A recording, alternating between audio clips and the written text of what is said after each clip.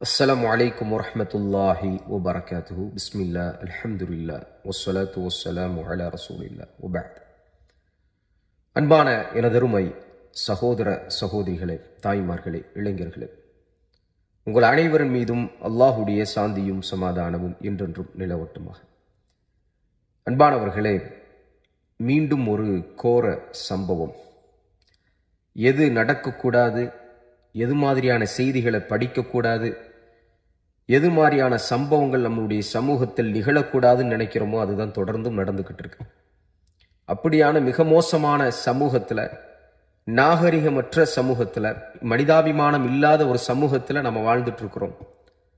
அன்பானவர்களே, புதுச்சேரியில 9 வயதான ஒரு பெண் குழந்தையை சில காம கொடூரர்கள், கயவர்கள், மனிதனாக வாழ்வதற்கே தகுதியற்றவர்கள் பாலியல் வன்கொடுமை செய்திருக்கிறார்கள், பாலியல் துன்புறுத்தல் செய்திருக்கிறார்கள், செய்து கொலை செய்து கையையும் காலையும் கெட்டி தூக்கி எறிந்திருக்கிறார்கள்.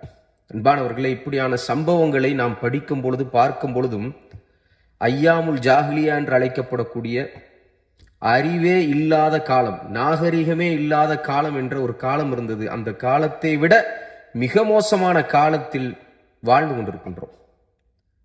நம்ம வாழ்ந்துகிட்டு இருக்கிற காலம் அட்வான்ஸ்டு டெக்னாலஜி பயன்படுத்தக்கூடிய ஏஐ போன்ற, ஆர்டிஃபிஷியல் இன்டெலிஜென்ஸ் போன்ற அட்வான்ஸ் டெக்னாலஜிகளை பயன்படுத்தக்கூடிய காலகட்டத்தில் மனிதன் மிகப்பெரிய வளர்ச்சி அடைந்து விட்டான், எல்லா துறைகளிலும் மனிதன் வளர்ச்சி அடைந்து விட்டான் என்று பெருமைப்படக்கூடிய இந்த வேளையில இப்படியான கேவலமான செயல்கள் நடக்கும் பொழுது மனிதனுடைய புத்தி எந்த அளவுக்கு மிக மோசமாக இருக்கின்றது, நாகரிகமற்று இருக்கின்றது, சக மனிதர்களை மனிதர்களாக பார்க்கக்கூடிய எண்ணம் இல்லாத மிருகங்களாக வாழ்ந்து கொண்டிருக்கின்றோம் என்ற இந்த ஒரு உண்மையை நம்மால் விளங்க முடிகின்றது. அன்பானவர்களே, எல்லா மதத்தில் இருக்கக்கூடியவர்களும், எல்லா மொழி பேசக்கூடியவர்களும் மனிதர்கள் தான். ஒவ்வொரு வீட்டிலையும் பெண் குழந்தைகள் இருக்கின்றது. இதுல எந்த மதம், எந்த மொழி அப்படிங்கிறது அல்ல, எந்த இனம் அப்படிங்கிறது அல்ல வேறுபாடு. யாருக்கு இது மாதிரி நடந்திருந்தாலும் மனிதனாக கவலைப்படக்கூடிய உள்ளம் நமக்கு இருக்கணும்.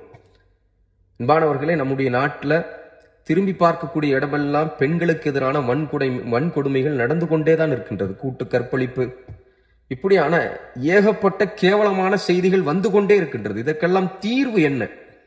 மீண்டும் மீண்டும் இதைத்தான் பேசிக்கொண்டே இருக்கின்றோம். மாத கணக்கில் விவாதங்கள், நேர கணக்கில் விவாதங்கள், ஒருவருக்கொருவர் மாறி மாறி பேசிக்கொண்டே இருக்கிறார்களே தவிர இதை தடுப்பதற்கான வழிகள் என்ன? இது எங்கிருந்து கிளம்புகின்றது? இது மாதிரியான மிகப்பெரிய சமூக பிரச்சனைகள் ஆரம்பிக்கக்கூடிய இடம் என்ன? இதை எப்படி முடித்து வைப்பது என்பதை பற்றி எந்த அரசாங்கத்துக்கும் எந்த கவலையும் இல்லை. அன்பானவர்களே, உண்மையில இந்த அரசாங்கத்துக்கு கவலை இருந்துச்சுன்னு சொன்னா இதனுடைய ஆரம்ப நிலை சாதாரண மக்களுக்கும் தெரியும். குடியும் போதையும் இப்படியான கெட்ட பழக்கம் தான், மோசமான காட்சிகளை பார்ப்பது, குறிப்பாக கஞ்சா, அபீன் போன்ற இந்த மாதிரியான விஷயங்களை உள்வாங்கிக் கொள்வது, இதனால் பித்து பிடிச்சு அலைந்து கொண்டிருக்கிறார்கள், மிருகமாக அலைந்து கொண்டிருக்கிறார்கள், குறிப்பாக இளைஞர்கள்ல சிலர்.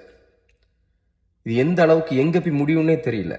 உறவுகள் கூட, பெண்கள்ல உறவுகள் கூட அவர்களுக்கு தெரியாம போகும். தாய், கூட பிறந்த தங்கச்சி கூட அவங்களுக்கு தெரியாம போகும் இந்த மாதிரியான ட்ரக்ஸ் அவங்க யூஸ் பண்ணும்போது. இப்போ தெருவில் நிற்கக்கூடிய விளையாடக்கூடிய 9 வயது அந்த சின்ன குழந்தை என்பது அவங்களுக்கு போகை பொருளாக தான் தெரியும். அப்படிதான் இருக்கும். ஏன்னா அதுதான் அடிப்படை. கஞ்சா அடிக்கும் பொழுது, இந்த மாதிரியான மிக மோசமான ட்ரக்ஸை பயன்படுத்தும் பொழுது அவங்களுக்கு எழக்கூடிய எண்ணங்கள் அப்படிதான். இப்போ இதையெல்லாம் கட்டுப்படுத்தக்கூடிய இடத்துல யார் இருக்கிறா?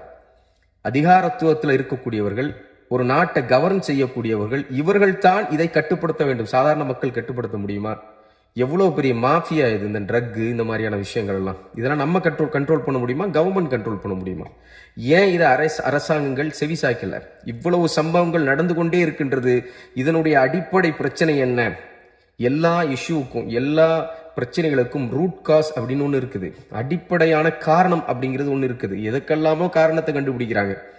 கவர்மெண்ட்ல பொருளாதாரத்தை எப்படி உயர்த்துவது, காரணம் கண்டுபிடிக்கிறாங்க. அதுக்குன்னு ஒரு கமிட்டி போடுறாங்க. ஏன் இதுக்குன்னு ஒரு கமிட்டி போடல?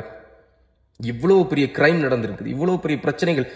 இது மட்டும் இன்னைக்கு மட்டும் நடந்ததா? இல்ல, பல வருஷ காலமாக தொடர்ந்து நடந்து கொண்டிருக்கின்றது, இன்னும் நடக்க இருக்கின்றது. இப்படியான நிலையில நம்மளுடைய சமூகத்தில் இருக்கக்கூடிய மனிதர்கள் மிருகமாக மாறிக்கொண்டிருக்கிறார்கள், பக்கத்து வீட்டுக்காரனை கூட நம்ப முடியாத ஒரு சூழல் ஏற்பட்டிருக்கின்றது என்ற நிலையில அரசாங்கங்கள் என்ன செய்யணும்?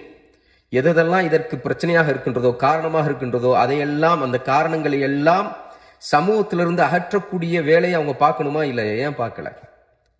இன்னைக்கு வந்துட்டு மது ரொம்ப அப்படி மலிந்து காணப்படுகின்றது. யார் வேணாலும் மது குடிக்கலாம், மது குடிச்சிட்டு அவங்க என்ன வேணாலும் செய்யலாங்கிற அளவுக்கு கொலையிலிருந்து, கற்பழிப்பிலிருந்து, வன்கொடுமைகள்ல இருந்து எல்லா விஷயங்களையும் செய்யக்கூடியவர்கள் மது குடிக்கக்கூடியவர்களாக, இந்த மாதிரியான ட்ரக்ஸ் பயன்படுத்தக்கூடியவர்களாக தான் இருக்கிறார்கள். கேவலமான காட்சிகளை பார்க்கிறது, அதை உள்வாங்கிக் கொள்வது, அப்படியாக ஒரு மனிதனுடைய வாழ்க்கை போகும் பொழுது இப்படிதான் அவன் மிருகத்தனமா நடந்து கொள்வான். இது வந்து அப்படிதான் நடக்கும். இப்படியான சமூகத்துல இது மாதிரிதான் நடக்கும். அப்ப எப்படி பெண் குழந்தைகளை பெற்றவர்கள், பெண் குழந்தைகளை பெற்ற தாயும் தந்தையும் எப்படி வாழ முடியும்? பயந்து பயந்து தன்னுடைய குழந்தையை வெளியில் அனுப்ப வேண்டிய ஒரு சூழல் ஏற்படக்கூடிய ஒரு நிலையை தான் இன்னைக்கு ஏற்படுத்தி இருக்கிறார்கள் சமூகத்துல. அதே மாதிரி பனிஷ்மெண்ட் ரொம்ப ரொம்ப ஹெவியா இருந்தால்தான் இது மாதிரியான பிரச்சனைகள் நடக்காது. இந்த மாதிரியான குற்றங்களை நம்ம தடுக்க முடியுங்கிறது சாதாரணமான பேசிக்கான ஒரு திங்கிங். எல்லாருமே பேசிக்கொண்டிருக்கிறார்கள். ஒவ்வொரு சம்பவம் நடக்கும் பொழுதும் அரபு நாடுகள்ல எப்படியான பனிஷ்மெண்ட் கொடுப்பாங்களோ அந்த மாதிரியான பனிஷ்மெண்ட் கொடுங்க. இஸ்லாத்தை பொறுத்த வரைக்கும் அன்பானவர்களே, இது வந்து மிக பெரும் குற்றம். எப்படியான குற்றம் அப்படின்னு சொன்னா, இதை செய்தவர்களை நடு ரோட்ல விட்டு கள்ள தூக்கி அடிச்சு கொல்லணும். சமூகத்தில் இருக்கக்கூடிய எல்லா மனிதர்களும் அதில் பங்கெடுக்க வேண்டும். பங்கெடுத்து அவன் கொல்லப்பட வேண்டும். இதை மற்ற மனிதர்கள் பார்க்க வேண்டும். இப்படியான தண்டனைகள் எனக்கும் கொடுப்பார்கள், இது மாதிரி செய்திடக்கூடாதுங்கிற அந்த பயம் அவருக்கு ஏற்பட வேண்டும். சமூகத்துல ஒழுக்கத்தோடு அவர் வாழ வேண்டும் அப்படிங்கக்கூடிய ஒரு அழகான ஒரு லெஜிஸ்லேஷனை, ஒரு அழகான சட்டத்தை இஸ்லாம் நமக்கு கற்றுத்தருது, இந்த மாதிரியான குற்றங்களை சமூகத்திலிருந்து அகற்றுவதற்கு. அன்பானவர்களே, இதுல குறைந்ததாவது ஏதாவது செய்யறாங்களா? இல்ல. இது மாதிரியான ஒரு விஷயம் பேசப்படும், கொஞ்ச நேரம் பேசப்படும், கொஞ்ச நாள் பேசப்படும், அவ்வளவுதான். அதை அப்படியே மறந்துடுவாங்க, கடந்து போயிடுவாங்க. வேற ஒரு நியூஸ் வரும், அப்படியே கடந்து போயிடுவாங்க. எலெக்ஷன் வரும், அதை பத்தி பேச ஆரம்பிச்சிருவாங்க. அது ஒரு செய்தி, அவ்வளவுதான். டிவிகளுக்கும் சேனல்களுக்கும் அது ஒரு செய்தி. அது சம்பந்தமாக எந்த ரிசர்ச்சும் இல்லை. எந்த ஒரு சேனலாவது, உண்மையிலேயே வாய்மை உள்ள, நேர்மை உள்ள எந்த ஒரு பத்திரிகையாவது இப்படியான குற்ற செயலை தடுப்பதற்கு முயற்சி செய்யறாங்களா? அவங்க நினைச்சா பண்ணலாம். பத்திரிகைகள் விழிப்புணர்வுகளை ஏற்படுத்தலாம். இந்த மாதிரியான செயல்களை கண்ட்ரோல் பண்றதுக்கு அவங்க தொடர்ந்து முயற்சி செய்யலாம். இல்ல, ஏதோ ஒரு செய்தியாக காட்டுறாங்க, அதை ஒரு பெரிய பிளாஷ் நியூஸாக காட்டுறாங்க, எல்லாருக்கும் பதட்டப்படுத்த வைக்கிறாங்க, பதட்டம் ஆக்கி விடுறாங்க.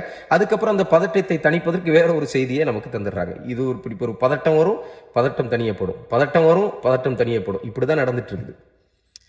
அல்லாஹ் சுப்ஹானஹு வ தஆலா நம்மை பாதுகாக்கணும், படைத்த இறைவன் நம்மை பாதுகாக்கணும் அப்படிங்கக்கூடிய துஆவை தான் நம்மளால செய்ய முடியுது.